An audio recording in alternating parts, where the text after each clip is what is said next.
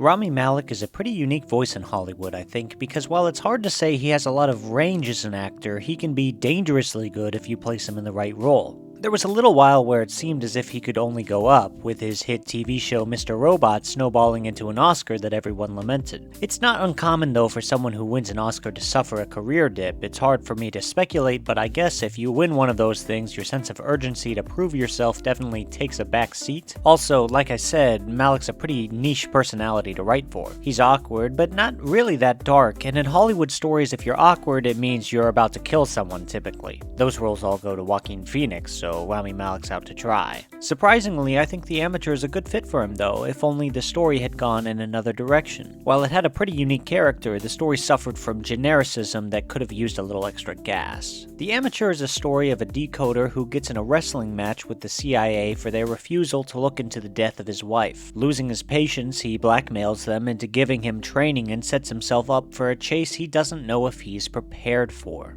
I'd like to dive into that story issue because it's a crucial mistake for a film to be generic, and it's one of those things that I don't understand why it makes it through the story process. If you're going to make a spy film, or an action spy film, you have to have a calling card, or a sense of identity which you can latch onto. For example, if you're going into the government conspiracy genre, try to actually connect it to a real-world event and say something about the current climate. If you don't say something, that means you say nothing, and if you say nothing, your film means nothing, so long as you don't have anything else to offer. Not only that, even, because if you say nothing about a film set in the CIA, it means you think their actions are justified, and given the overwhelming amount of evidence against that branch of government, I just find a film like that to be in poor taste. Not that they say anything positive explicitly, but the casual way in which they say, oh, these CIA guys are bad, they're taken care of, now the CIA's good again, rubs me worse than the wrong way. To me, it's an ignorance of the systemic incompetence. Getting their morality straight is something I find to be crucially important when it comes to a spy film, something which the vast majority of them fail at. But that doesn't mean a film is dead, necessarily, it's just that if you don't have that, you need something else. Top Gun Maverick is the most blatant piece of military propaganda to come out in a long time, but what it did have was heaps of charisma and action sequences which seem to defy what's even possible for a viewer. I think that's what's missing from a lot of these generic films.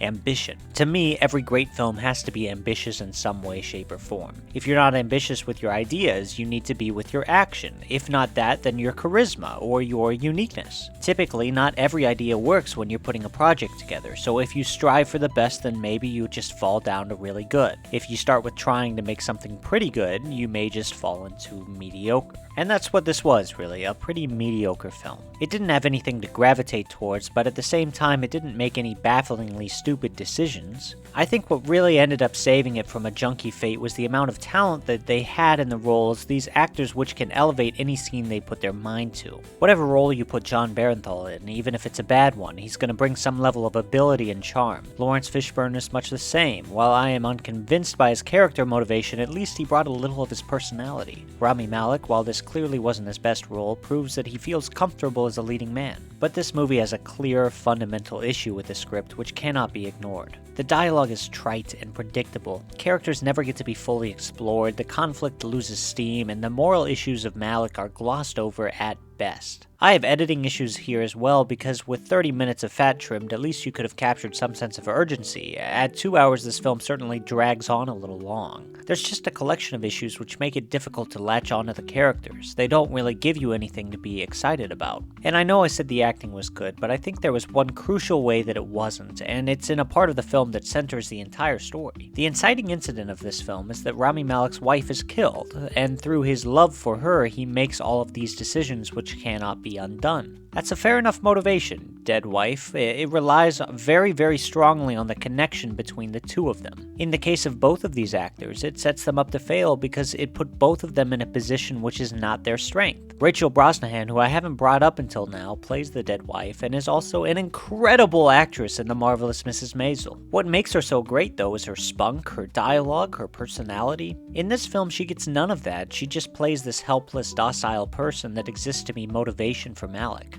I feel bad that she had to take a role like this because she's so much better than it, but I guess that comes from trying to transition from television to film. You gotta take the roles that come your way sometimes. On the other side though, Rami Malek certainly isn't known for being a lovey-dovey guy. Their relationship lacked chemistry, it lacked authenticity, it just felt like a plot point to get through. But the problem is, that's the whole movie. That love is the foundation for this entire story, so if that doesn't work, the movie doesn't work. This isn't like John Wick, you can't just kill the dog and now you get it. Humans require more to gain the audience's empathy, and also this film takes itself a lot more seriously than John Wick anyway. So that's my thoughts on this one. It didn't give me much to work with, but it wasn't offensive. I don't think people will remember it after a year or two, and there's probably going to be more films like it in the future. If there's one constant in this world, it's generic spy thrillers. I'll give this film a Donatello because maybe Rami Malek's character here would kind of be like Donatello if Donatello took a fistful of melatonin. Oh!